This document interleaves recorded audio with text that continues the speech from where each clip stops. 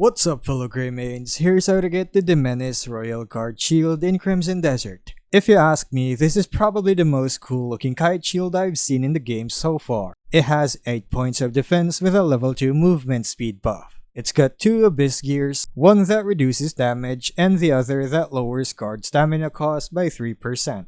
You can find this weapon directly on the right side of the last letter S of Demeniss on the map. Zoom in closer and it's just at the end of this path, right below the Church of East Demeniss. When you're here, you'll find this statue, and in front of it is a hole. Go down the cellar and just keep rushing to avoid the traps. Reach the other end of this room and interact with the lever. From this point on, keep running and don't slow down even for just a bit, or you'll get caught in the traps. When you reach the next room, watch out for a tripwire.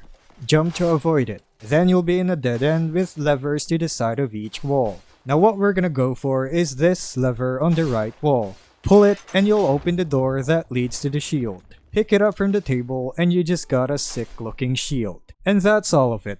If you found this video helpful, don't forget to like and subscribe for more Crimson Desert guides. Thanks for tuning in and I'll see you in the next video.